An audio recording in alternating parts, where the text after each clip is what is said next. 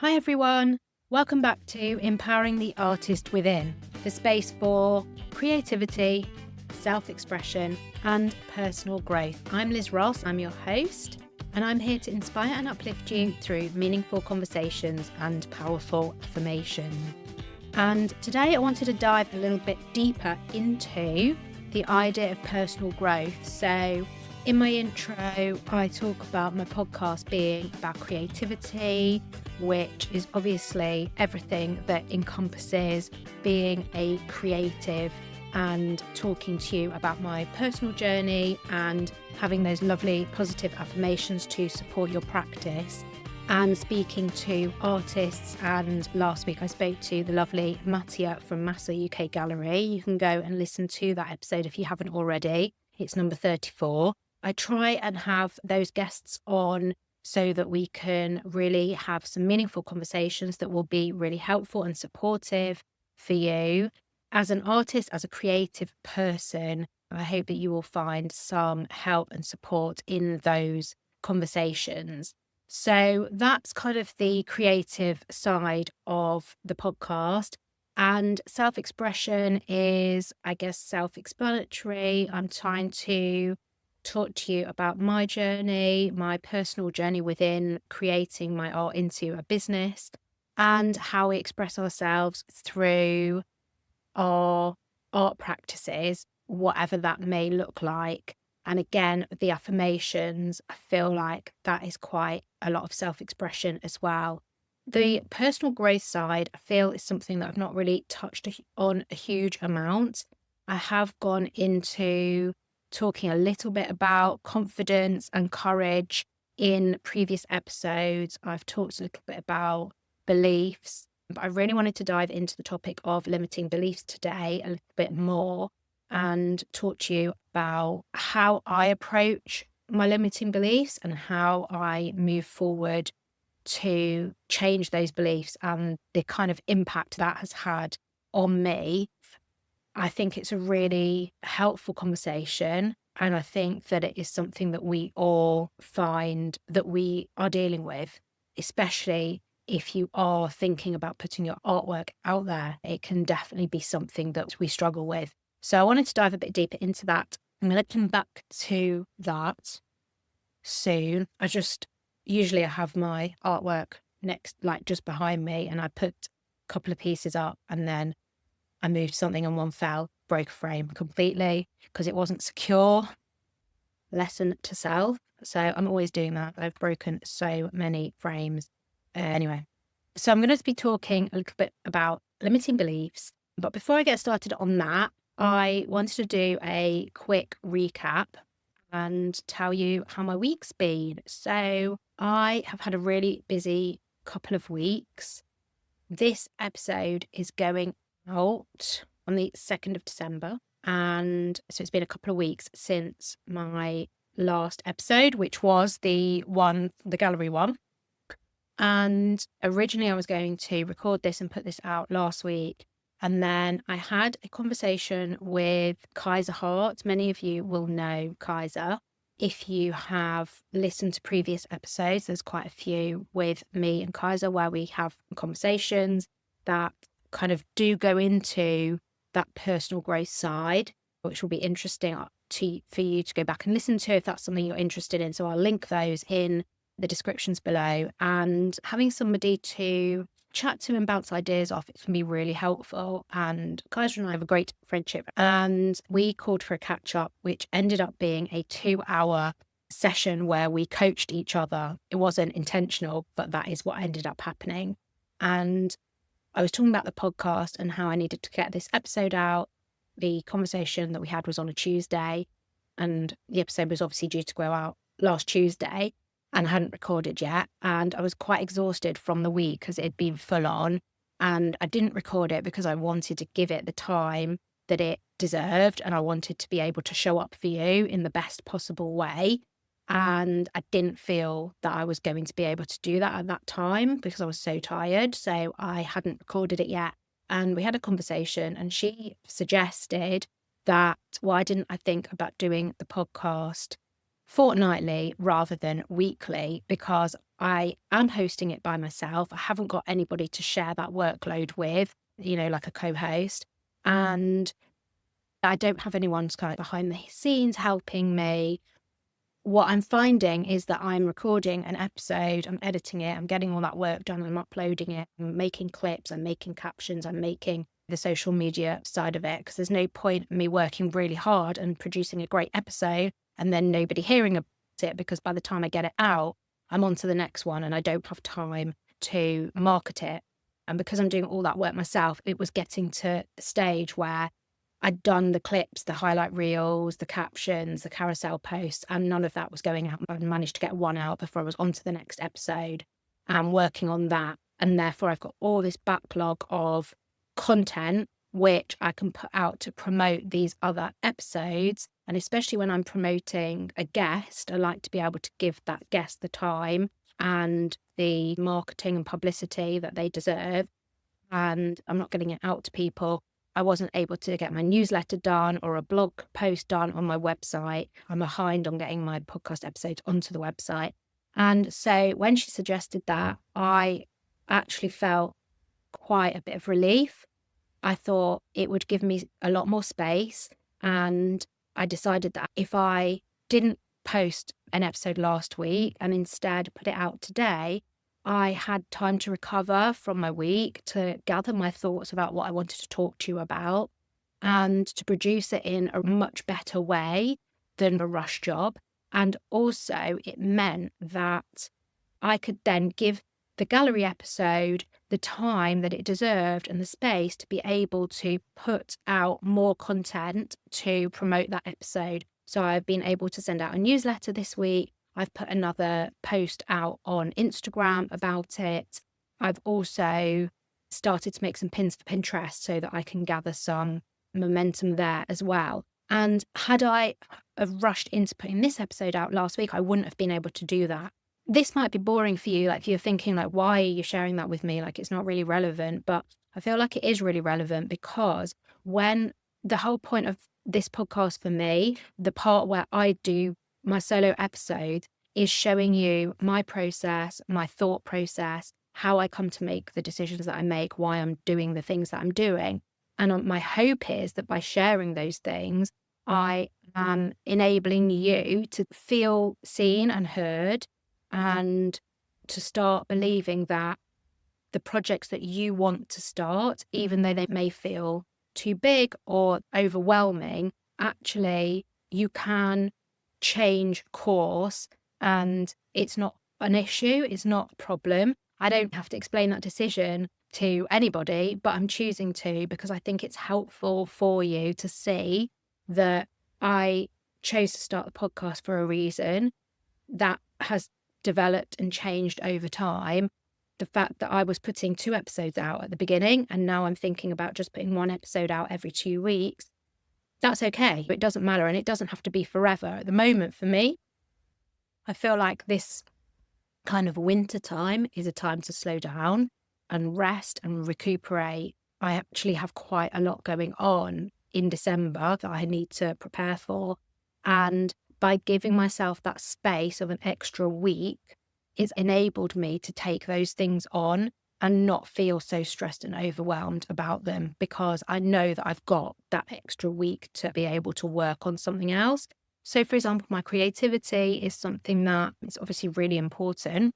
But with the podcast, I find it quite difficult to find time to actually paint. This now gives me just that little bit of space. I can continue to do the podcast, which I absolutely love and I would not want to stop.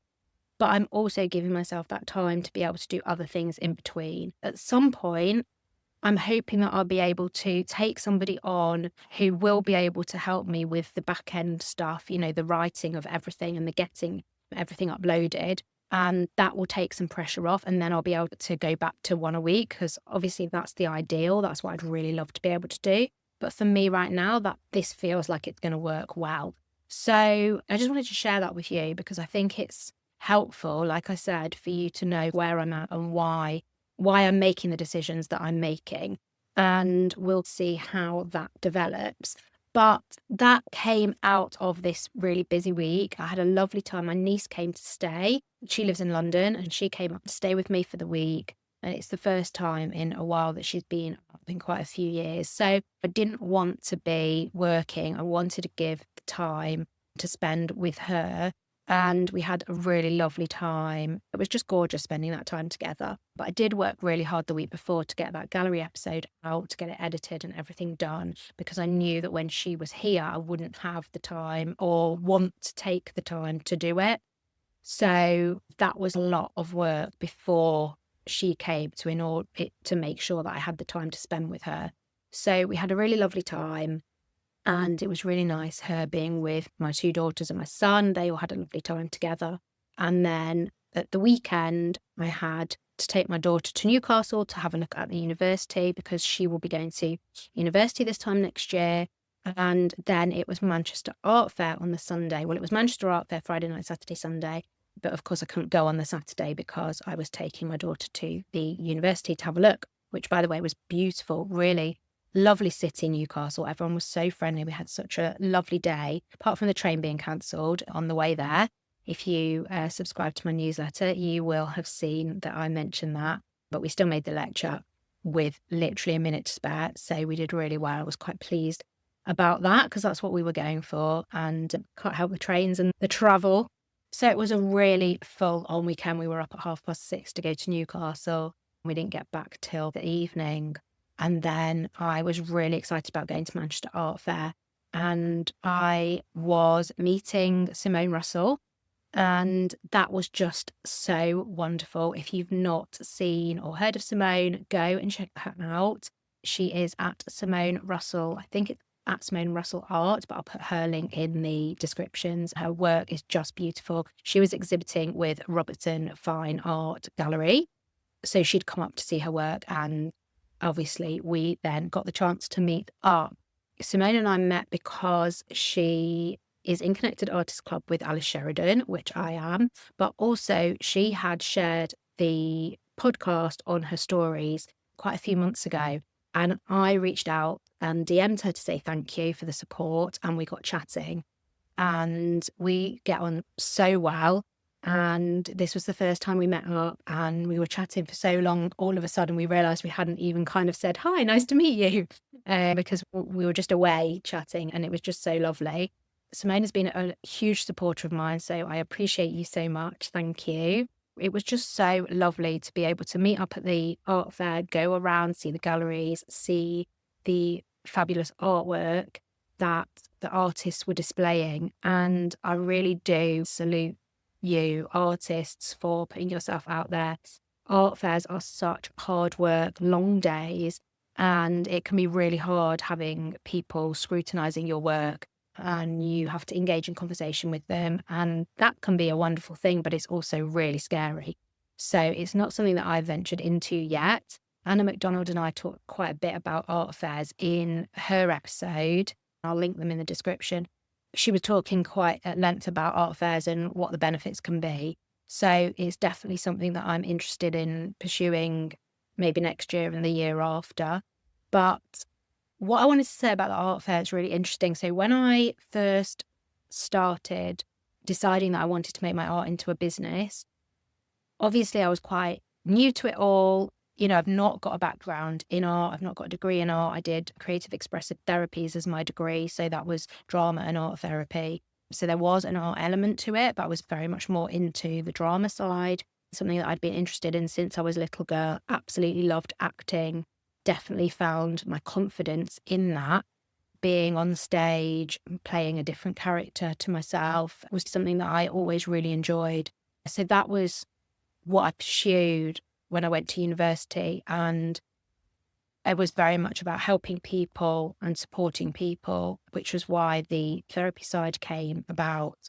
And that's obviously something that followed through. My art has come about through healing. If you don't know, and you are maybe new here and it's your first time listening to me, my sister passed away in 2019, and I began taking art workshop classes to help me heal that process. And it was through that I just fell in love with art and decided that I wanted it to be constantly in my life. And it was something that I didn't realize that I was missing. But it's certainly been very much about healing for me. And that's why the process is so important. And I think that that's something that I've always been interested in, using the arts to help heal. But when I was younger, it was always through drama. And of course, now it's through art. And so it's definitely been really important to me to continue to think about how we use art to heal and to support and help people. And that's why I started the podcast, because I wanted to share all that with you and help support you in your creativity, whatever that might look like. The idea of me building my confidence through art was very different, because I'd grown up with this passion for acting, and art didn't really come into it, although I did love doing the modules in art that I did during my degree. And so when I decided that I wanted to make this into a business, it was all very new. I found Alice Sheridan's Connected Artists Club, and it seemed like a really good fit membership for me, very much based around the business side and helping you to where to go in order to move your business forward. So I joined for that reason. And during that time, it was back in 2021, and we had studio pods at that time. So Alice would put artists together into a group, and you could meet with a small group of other artists in the membership and get to know them a bit better. And I remember those first few meetings, I was so nervous. I felt like I didn't know what I was doing. I felt like everybody else was more experienced than me. I was really nervous, probably maybe embarrassed. And when Manchester Art Fair came up, I don't even think I knew anything about it. I'd never been before, even though I've lived here for over 20 years. I didn't know anything about it. I'd certainly never visited. And one of the members of my pod at the time said she was coming, and did I want to meet up with her and go together? So I was pleased that she kind of offered that, and I was excited to be able to go with somebody and not go on my own. I remember walking in and feeling very nervous, even just as somebody wandering into the art fair. There was no reason to be. I was just going and looking at the art, but I definitely felt that lack of confidence and like I was a fish out of water. It definitely wasn't somewhere that I was confident being in. And I was really grateful to Nicola for meeting up with me and taking me around. There was just that connection with somebody that made me feel a bit more comfortable. We popped over to see Alice, and I remember it was such a fangirl moment for me, meeting the artist who ran my membership and taking a photo with her and posting it in the Facebook group. But now we have Mighty Networks for the social and connection side of the community. I really was not confident at all at that time. And I remember walking around thinking maybe one day this could be me, but it just seemed so far out of reach and kind of like such a dream. And so over the years, I have been every year since, and each time I've just got a little bit more confident in approaching people and talking to people on their stand. And I think it's really funny because I guess if you're exhibiting, you probably don't imagine that people would feel that way, that we're going to look at it. That you don't think that there are going to be people that are just wandering around looking at the artwork that are actually nervous to approach you. You think you're the one that is nervous to talk about your work and to start the conversation. But actually, as a spectator, I always feel quite nervous in going up and talking to people. I remember at that time going around and I was so confused. And it seems so weird now to say this, but I was so confused about the galleries. So the artists display their own work. You've got gallery stands. So a gallery would come and they would bring work from artists that they represent, and they would have that on their stand and they'd be selling that and obviously promoting the gallery. And then you have another section, which is, I think it's like a collaborative type, more like I think people from local universities and things like that have a stand to show what they're doing. And I obviously didn't know any of that the first time going. And I could see that there were galleries, but I didn't understand their role. I didn't get why they were there. And I didn't understand that they were showing artist work that they were representing. I know that sounds so obvious, but I just didn't know that that's how it worked. I certainly wouldn't have spoken to any of them. But yeah, over the years, I've got more confident going around talking to the artists about their work and engaging with people. And it definitely helps that there are always a lot of artists from Connected Artists Club membership exhibiting. So you always have that as a kind of like point of reference, whether people have left or joined or are still in. It's nice just to have that connection. And often people will be going and you can meet up with them. And I've done that over the years as well. This year particularly was so lovely because, as I said, I got to meet up with Simone and we just had such a laugh and such a lovely time. And she gave me a bit of confidence to talk to gallerists. And obviously, because she was exhibiting with a gallery, there was that interaction with them already just from being together. I had some really gorgeous conversations. I was talking to one lady who had beautiful work. I will link her underneath. I'm going to try and get her on the podcast. She was telling me about how she lives on a narrow boat and she is going to convert one into kind of like a studio gallery. And she's in London at the moment, but she's going to travel up to Birmingham and do some work there with people and working in the community on projects to get them involved in art. And I just thought that was absolutely amazing. Such an incredible story. And, you know, if you don't engage with people, you don't hear these things, you don't find out. I always think that artists and creative people are so interesting. There's such a wide range of things that we do as a creative person. And it's not just painting and creating work. Everyone has their own story. And that's why I started the podcast, because I wanted to speak to people and give them the chance to share their story, because it's so inspiring hearing the different things that people are doing, the different projects and the different ways that they're being creative and the different ways that they're making their art into a business, and just their story, how they got started or what they're doing now. It opens our minds to realize that there are so many different things and different avenues that we can go down. So it was really lovely speaking to her, finding out more about her, having conversations with other artists who exhibit at quite a few art fairs, and hearing that the community aspect of meeting up with other artists is a real bonus and advantage of doing art fairs, which is something that I hadn't taken into consideration. I remember chatting to Anna about that earlier in one of the podcast episodes that we chatted about. And I remember her saying that it was something I hadn't even considered. And somebody said that it's like having colleagues. It's like being back at work and having colleagues, because obviously, you know, we're on our own working at home or in the studio, wherever we work. And often it can feel really isolating. So getting out there and meeting people face to face and connecting is so important. And it can feel like, you know, you're not alone and that you have these people that you can actually have conversations with and they completely get you. And that's always so helpful and inspiring. And that's why it was so great meeting up with Simone at the art fair, because we have had a couple of conversations on video chat and in the DMs on Instagram. But to actually meet somebody face to face and feel that physical connection, there's just nothing like that.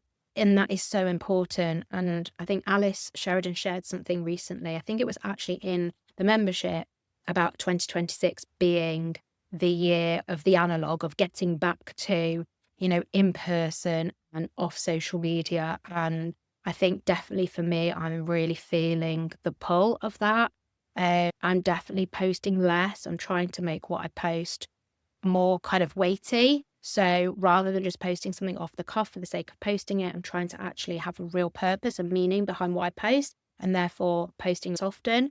And like I say, that's a similar thing with the podcast, you know, less often so that I can give more to it. But it's taken me quite a long time to get to that stage. But I do feel that that is really important. So yeah, I just wanted to really talk about how that has evolved and how me as a person and my confidence has evolved through, you know, going and putting myself out there and speaking to people and having those conversations, and that my confidence has just increased slightly, like a little tiny bit each time, because I am doing those things. And I talk about that a lot taking the courage, putting yourself out there, doing something that's just slightly outside of your comfort zone. It doesn't have to be completely, it doesn't have to be something that feels completely awful or really, really hard, just a tiny, tiny step, because it really does make all the difference. Like if I hadn't have gone to the art fair that first time, I maybe never would have gone, and then I wouldn't be having those conversations. This time I did speak to a couple of gallery owners. There's one in Manchester. They said, come in, have a chat with us. We'd love to welcome you. I was talking to the creative director of the Whitaker, and she was saying how I don't want people to think that I'm unapproachable. I think that came out of the conversation that I had with Mattia 2 weeks ago, that a lot of us, I know me 100%, have this idea that gallery owners are not approachable, that they are the gatekeepers, that they want to only take on artists who are established, who are selling at a certain amount, or their prices are really high. And yes, that will be the case for some galleries because they are of a higher level, but it's not the case for everybody. And I think having those conversations is so helpful. And I wouldn't have had the confidence to have even started speaking to her if I hadn't have just slowly built that up step by step. And we had a really lovely conversation. And she was saying, I want people to be able to come in. I want them to chat. I want them to come into the gallery and to see the work that we do. They're always looking for new artists. Galleries are always looking for new artists, and they want to watch you evolve and they want to support you. And even if you don't know what you're doing, that doesn't mean that they're not going to take you. It might be that they see something in you and that they do want to have, even if it's just one artist at the start of their journey, that they can support all the way through. So I think it's just something to bear in mind when we think that it's not for us. Actually, maybe we think it's not for us because we have that kind of idea of what we think that relationship is going to be like. And I don't think that's always the way. And so having the conversations with these gallery owners and approaching them and chatting to them rather than seeing them as somebody I can't speak to, when we do have those conversations, I think it can be really helpful. It can break down some of those barriers and it can give us a little bit of confidence. And also we can ask them, how do you like artists to approach you? Is it a case of sending an email? Do you have a form on your website? Like, it's okay to send an email and ask those questions, because otherwise how are we ever going to approach? We might wander in and start a conversation and they say, are you looking to take on other artists? Do you keep artists on your books? And how could I apply for that? Or how could I approach you about that? So yeah, I just think that it's important to highlight that that's kind of been my journey. And it's slow, 5 years, 6 years. But now I can begin to have the confidence to share this stuff with you and to look back and say, this is where I was, so that you're not seeing me. Like when we see this, the people we tend to see are more established because they've got the confidence to begin putting themselves out there. We don't tend to see a lot of the before. And then we think that there is no before. We think that people are just like that naturally, and therefore we're not like that, and so we can't get to that stage. But actually that's not the case, and that is what I'm trying to show you, that it can be a slow process for a lot of us, and that is absolutely normal. It's not going to always be the case, of course. There are going to be people that can just get on with it and don't have these things, but I know a lot of the people that listen to this podcast do feel the same way as me, and that's why you listen and you like the episodes that I do, the solo ones, because you can relate to it and you feel the same. And so hopefully it will give you a little bit of hope that it's okay. It's completely normal for you to take your time, for you to take tiny, tiny steps. And the more we talk to people and the more we actually hear from them and we hear their stories, the more we realize that even if they're involved in a summit or they've got 25,000 followers on Instagram or any of these, or having a podcast, it doesn't mean that they're selling loads of work, they're, making loads of money, that everybody knows who they are, that their work is out in the public realm. All these kind of ideas that we have when we see that these people are doing, we think they're doing so much better than us, or we think they're so much further on than us because they've got so many followers, or we see them doing all these different things. I think when we break it down, we realize that actually they've sold some pieces to friends and family. Someone's reached out and they've got into this summit and it's the first one that they've done or the second one that they've done. And actually, it's completely achievable for us. But when we look at it on the face of it, we don't think it is, because we see that they've got thousands of followers and we just think, well, that's never going to be me. I've not got that, so I can't get into a summit. Actually, that's just not the case at all.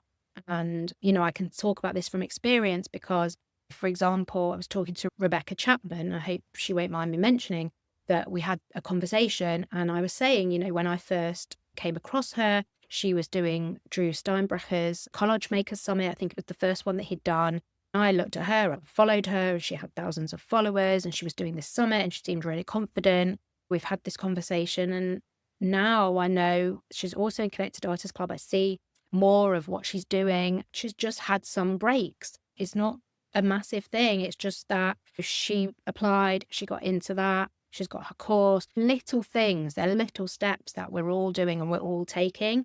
Just because you see somebody doing something or selling their work or with lots of followers, it doesn't mean that that's not possible for us as well. It's definitely possible. I remember seeing someone who had been asked to do workshops. I remember seeing people selling their work, and I was thinking, right, well, I'm not doing workshops and I'm not selling my work. And when you speak to them and you break it down, it's just one thing. It's just one thing. It was just a friend that's bought a piece of work, or it's one workshop that has been set up alongside a company, and it's not as big as we think it is, and it's not as unreachable as we think it is. And I think that's the key point. I've been speaking for 40 minutes. I've not even touched on limiting beliefs yet, so that might have to move into another episode, or we might be here for a long time. I wasn't planning on speaking about the Manchester Art Fair for so long, but obviously that is what happened. And actually, I think that's like a really good point, because I will touch on it and maybe I'll go into more detail in another episode. But I think one of the things that I wanted to talk to you about in terms of limiting beliefs is that when I started the podcast, many of you will know if you've been listening for a while, but if you're new, I've wanted to have a podcast for about 8 years. It's something that I didn't know why or what I wanted to talk about. I just knew that I had this pull to have a podcast. I don't know if people can relate, but I often have this kind of internal dialogue going on. And I've had it for many years where it's almost like I get a bit of a download and it'll just be playing in my mind, and I'll be thinking like, I want to get that out and I want to speak it. But when I start speaking it, it just doesn't come through. Like I just can't get the words out. It's so clear when I'm just thinking, but yet when I try and speak it, I just can't get it to come out. And I think part of that was quite a big limiting belief, that I just believed that I couldn't do it, that I couldn't have a podcast, that people wouldn't want to listen to what I had to say, that it was boring, like what's the point? And I think that was probably the disconnect between getting it from my head and out. And one of the things that I have learned to do is to trust that what I want to say will come out. And that has helped me to just talk. At the start, I was scripting my episodes because that was the only way I could do it. So I would record what I wanted to say into the voice note, and it would be all over the place. And then I would get the transcript of that and I would collate it, and I would look through and I would make bullet points to make it cohesive and so that it would flow. Now I don't do that. I'm happier that I am confident that what I want to say will just come out. So I did kind of have that bit of a download the other day where the ideas of what I wanted to say were kind of coming through in my mind, and it was almost like talking to myself this episode. And I wish that I could just get that out and not have to then say it all, because it comes through really clearly. And then when I try and say it, it's a bit more jumbled. But I am learning to trust that what I want to say will just flow. And therefore, that does help me to just talk. Whereas at the beginning, that was really, really tough. I did start just by opening the voice memos on my phone and just recording, having a video version, putting that on YouTube. That's new. That's something that's come with my confidence growing. In order to kind of get over those limiting beliefs and to really get started, I did just start recording and practicing in those voice memos, opening it up and just practicing talking. I would stumble over what I wanted to say and I would just keep doing it until there was a bit of a flow. Once I felt that I'd got something that was quite good, then I worked out the logistics of getting that uploaded as a podcast episode. For me, that's kind of how I've worked through that limiting belief side of it. It's about building your confidence slowly, step by step, and changing those limiting beliefs. So I wanted to touch on personal growth, and I think that it's really important because one of the main pillars of my podcast is all about personal growth. And that is a really important part of my process and my journey. And I talked at the beginning about always kind of wanting to help people and doing therapies as my degree. And I always had that thread running through. I took a year out and I worked in an orphanage for 6 months and looked after those children, and that was in Malaysia. And there was always that kind of thread of helping and supporting people and the area of growth for myself. And because that's so important to me, I want to share that side of things with you, because as I grow and change, I want to show you the ways that I'm doing that, telling you that you should take courage and you should take steps and you should grow your confidence and you should put yourself out there. But the reason I'm sharing that with you is because I am doing that myself and I'm seeing the benefits of doing it and what is changing for me and how my confidence is growing. And so the more I think I can share those things with you, the more you can see that whatever those limiting beliefs are that you're struggling with, there is a reason to look at ways to work through them, whether that's through journaling, whether that's through reading, whether that's through listening to podcasts, whether that's through working with somebody. There are lots of different ways that we can work on these beliefs. And I feel that is one of the biggest, if not the most important way of us moving forward. That's why it's important to me to share those things with you. And I obviously had a lot of beliefs around whether or not I could start a podcast. I eventually did get the confidence to put it out there because I recorded a couple of reels or like short videos, which I put on as reels, which were really well responded to. I had quite a few messages from people after I shared those, which then gave me the confidence that actually what I had to say maybe was interesting to people and people would relate to it. And therefore, maybe it was worth actually putting this stuff out. But I never felt or thought that it would grow in the way that it has. I thought I might get a few people listening. But I started it in April, and already now, at the time of recording, we are at the end of November, and I've already had 3,500 downloads, which means there are 3,500, well, there will be returning listeners, but there are 3,500 times that an episode has been either fully listened to or part listened to, which absolutely blows my mind. I mean, that is insane. And I know I said this in a recent podcast episode as well, when I was around 2,500. I never even imagined that would happen. I didn't think that people, I mean, I'm talking now and I'm just thinking, what am I talking about? This is so boring. Why are people going to want to listen to this? But it is, yeah, I mean, people obviously do relate to it, and more people than I realise or thought feel the same or similar. And so it's obviously helpful for you guys to hear it, and it's helpful for me to talk about it. When I started it, I think if I knew how many people would relate to it and how kind of, I don't want to say big because it's not big, but like it is big to me, how big it would get and how much work it would be, I don't think I ever would have started it. So I think it's good that I just kind of thought maybe a few people will listen, I can put just a few little episodes out here and there. Obviously, it's grown massively. And, even the fact that in such a short time, I've had such amazing guests on as Alice Sheridan, Louise Fletcher, Gabriel Lipper, Anna McDonald, Kaiser Hart, like incredible. artists. I've had Mattia, the gallery owner, like some really incredible episodes.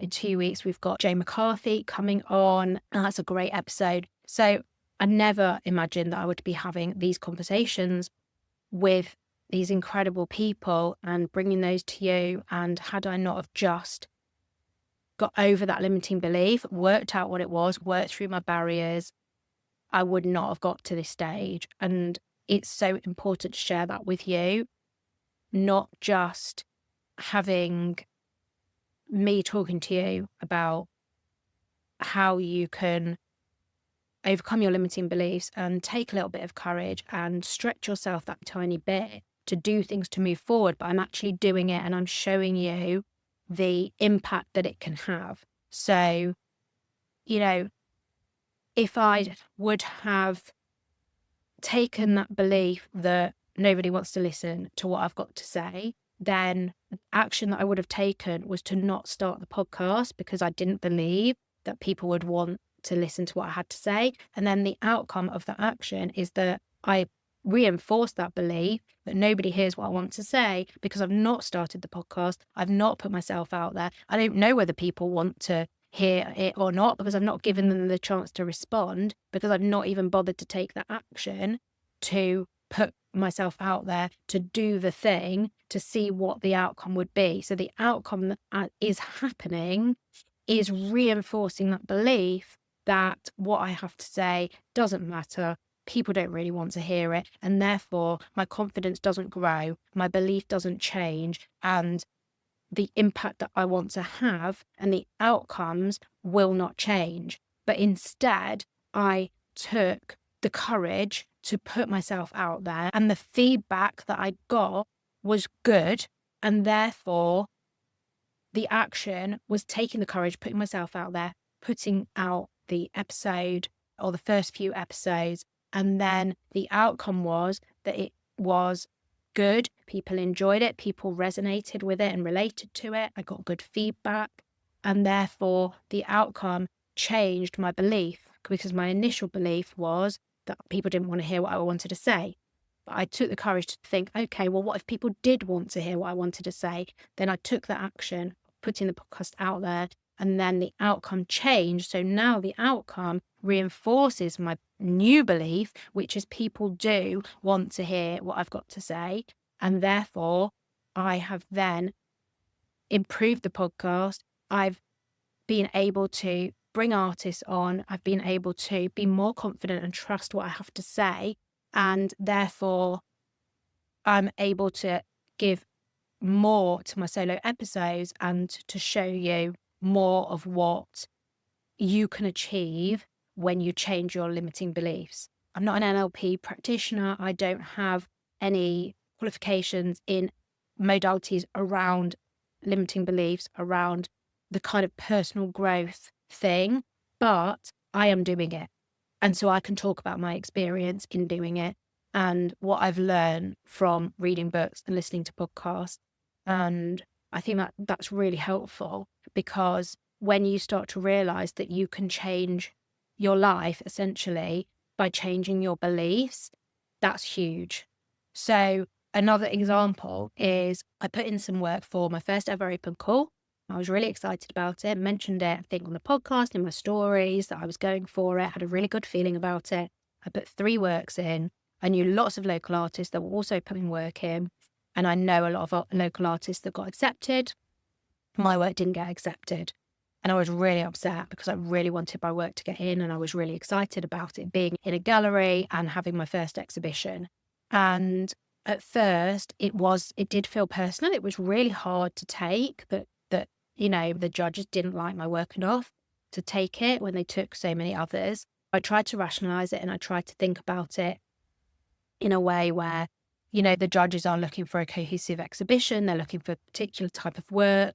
And just because my work wasn't accepted to that one doesn't mean it wouldn't be accepted to others. And it doesn't mean that people don't like my work. I know people like my work because at the beginning of last year, I finally got the confidence to frame my work, to show it at local markets, cafes, bars for the first time, and people started to buy it. In fact, my first exhibition, not exhibition, like market, I sold a lot of work, and that was huge because that gave me such a confidence boost. And that, the belief that I'd had for so many years, even though people told me they liked my work and that it would sell, the belief that I had for so many years was that it wasn't good enough. And then when I did finally put myself out there and it was really well received and people bought it, all of a sudden, that action changed the outcome, then reinforced the belief that actually people will buy my work and people do like my work. So that then helped my confidence grow to put myself out there again for that to happen. But you can't change your beliefs until you take a different action. And then the outcome will then reinforce the new belief, which then helps you move forward. Otherwise, you're just going to constantly stay stuck. So I didn't get into that open call, but I went for another one. I've actually gone for another 2, one I've not heard about yet. I think that's the beginning of December. So I'll let you know how I get on with that. So the first one I didn't get into, went in for another one. I put 5 artworks in and I was very excited to get 2 accepted. And they will be in my first exhibition, and that is with the Massa Gallery. And so I could have said, right, no one likes my work. I'm never going to get into a gallery. There's no point in me putting my work in for an open call again because it's not going to get accepted. And then I wouldn't take the action of putting it out there, and therefore the outcome would always reinforce the belief that my work isn't going to get accepted because I wouldn't put it in again, having put it in once and getting rejected. But I didn't take it personally, and I decided to put in for another one, and this one got accepted. And so that now changes my belief, and the outcome is that actually some people will like my work. It just depends what they're looking for and what the whole exhibition is. And therefore, I can get a little bit of confidence and a bit of courage and say, okay, I've just got to keep going. There will be some that accept it and there will be some that don't. So it's just a really good example of keeping going. Like, why is it so important to keep going, keep putting your work out there? Because just because you get 1 knockback, 2 knockbacks, 3 knockbacks, it doesn't mean there isn't going to be anybody that likes what you're doing. That is just not true at all. There will always be people.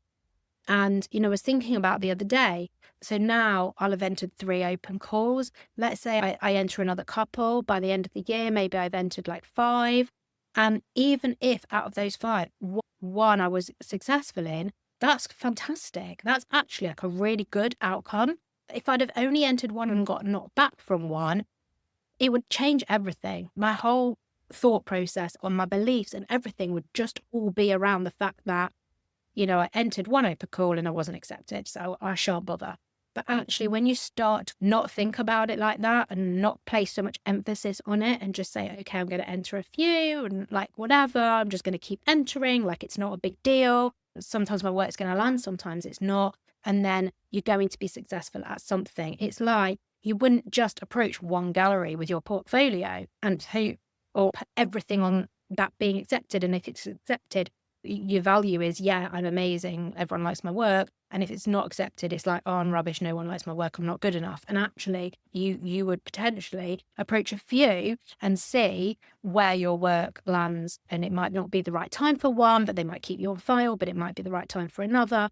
So I think what I wanted to talk about in terms of personal growth and that side of the podcast for me is about showing you what I'm doing, and that's why I spent so long talking about the art fair and how my confidence has grown with that, because actually it's all part of the personal development and personal growth as an artist.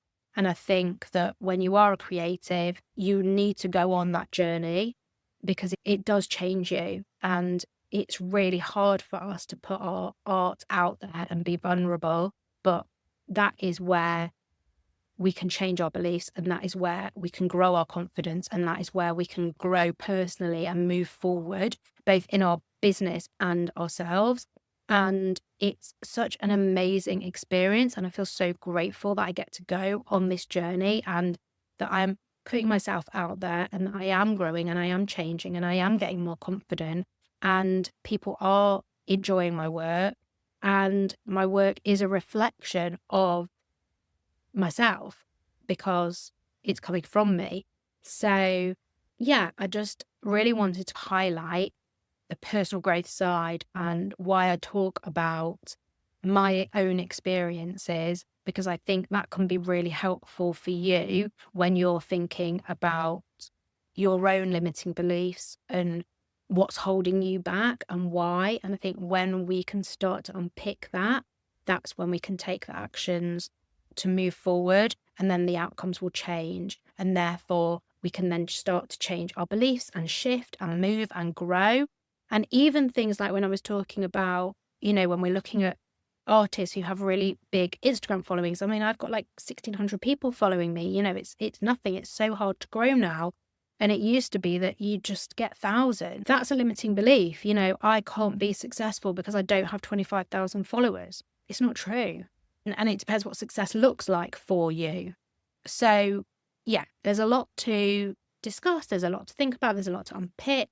And in future episodes, I will go into more detail. But clearly, I like to talk, and this episode is now 60 minutes. So I think I'm going to try and cut it down a bit and get rid of the boring stuff. I feel like what I've just talked about at the end was probably like the most interesting part and probably should be at the beginning, but I'm not going to worry about that. Hopefully people will stay till the end to get the juicy bits. Let me know what you thought of this episode. If you did find it interesting, if it was too long, too boring. Like, I'm not very good at being concise. I probably talk too much. So maybe that's something I need to work on. I don't know. Maybe it's a limiting belief. Maybe it's not. I just need to figure that out for myself. So yeah, do let me know. I love reading your comments on Spotify, YouTube. Leave me a review on Apple Podcasts. It really does help. It takes 2 minutes to do. I cannot tell you the difference it makes in telling the different platforms that the content is good and sending it out to more people. And I would love to reach more people with the podcast. So thank you so much for being here. I truly do appreciate you. And I hope you can take one step this week to move forward and change one of your limiting beliefs.